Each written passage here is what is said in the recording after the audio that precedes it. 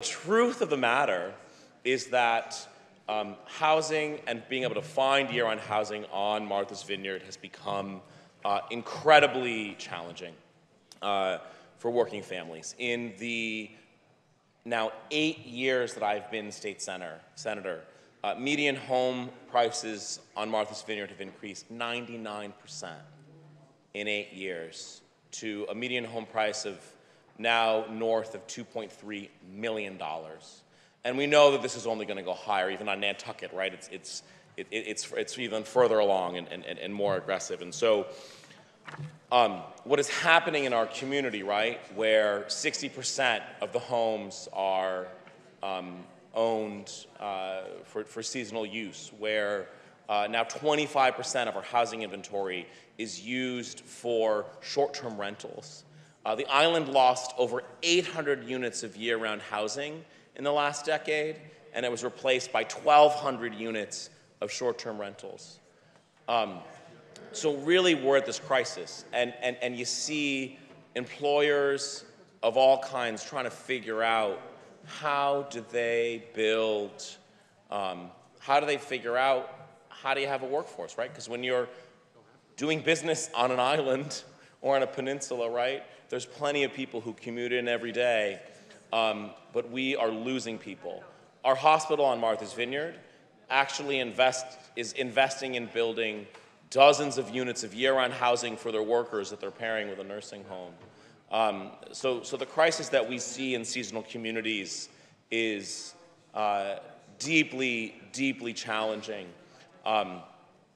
Indeed, if you are not yet lucky to own a home or going to inherit a home, you will now never be able to afford a home as a year-round working person on Martha's Vineyard, and that's true on Nantucket. Heck, that's true on Cape Cod. In my hometown, median home price to afford the median home price in Truro, you've got to make $400,000 a year as a household, right? I'm someone who rents. I'm someone who's given up really on the prospect of being able to afford housing in my district, at least until maybe I have another person in the picture with a significant income.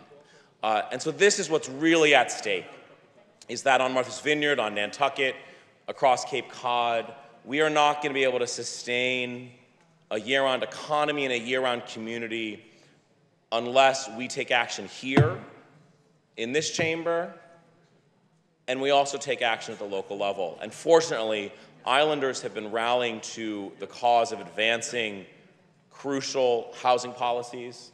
All 6 island towns, and there's 6 towns on Martha's Vineyard, who rarely work in concert with one another, but they did work in concert to pass a home rule petition to create a housing bank. They've worked in concert to merge lots, to figure out appropriating over 80% of their CPA dollars to housing. But one of the tools that they need is to do a housing production plan, right? To really figure out what do we need, what housing do we need on this island to ensure that our housing, that we have year-round housing for most all working people. So that's what this amendment does.